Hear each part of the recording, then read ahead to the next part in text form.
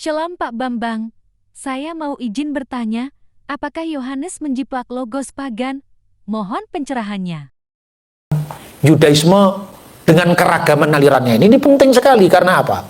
Logos dalam konsep Injil Yohanes itu terbukti jauh lebih monoteis ketimbang logosnya Philo. Lah kenapa sekarang? Injil Yohanes kalau Anda bacalah Santo Agustinus. Beliau mengatakan apa? Saya sudah membaca semua aliran filsafat. Satu yang tidak pernah kujumpai di sana. Firman menjadi daging, logos menjadi daging. Ya kan? Berarti alam pikiran Yunani itu Anda baca mulai dari Plato, mendamaikan antara Heraklitos, Pantarai sama filsafatnya Epimenides, segala sesuatu mengalir, yang segala sesuatu berubah, satu yang tidak berubah adalah perubahan itu sendiri.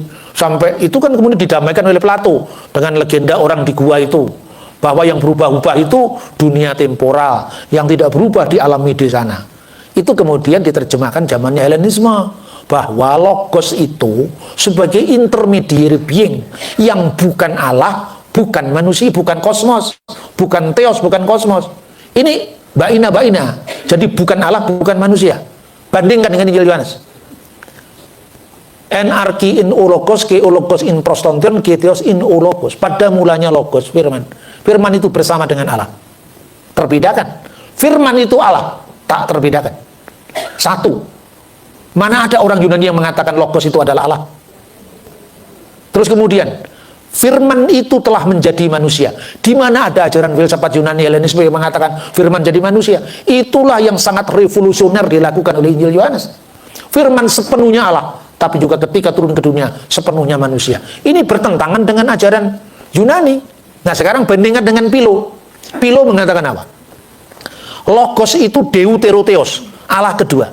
Philo gagal mendamaikan monoteisme Yahudi dengan Helenisme. Tapi Injil Yohanes dengan sangat jelas mempertahankan monoteisme sekaligus kekasan firman.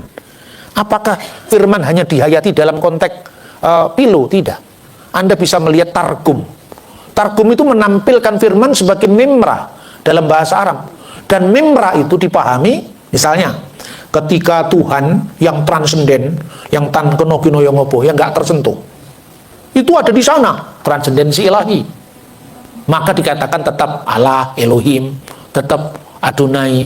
Tapi begitu Tuhan itu berjalan-jalan di taman pada pada suatu hari yang sejuk, Tuhan kok berjalan-jalan? Kan mirip dengan ayo lakum yang tunjungan, maksud Tuhan kok jalan-jalan? Itulah antropomorfisme. Ketika Allah dibayangkan hadir di tengah-tengah umatnya, itu disebut memra oleh Targum. Makanya kadang-kadang itu orang Israel menunggu Musa di bawah 70 tua-tua itu. Maka mereka bertemu dengan Allah.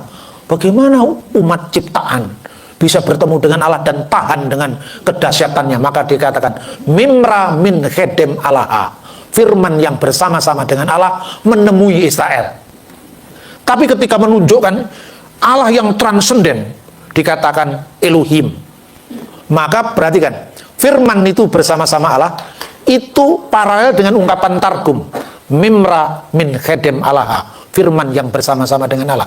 Tapi ketika Yohanes mengatakan firman adalah Allah, mimra Allah, firman itu Allah. Ini Yahudi basicnya, bukan Yunani. Makanya dulu sejak saya mahasiswa itu saya sering diskusi filsafat dengan para prater yang seusia dengan saya. Terus dikatakan, kamu kenapa tidak ikut jalan saya? Kita mengikuti jalan yang lain. Nanti kita ketemu di satu tempat.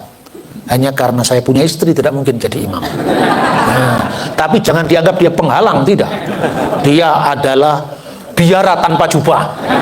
Kira-kira itu. Tuhan memberkati kita. Terima kasih.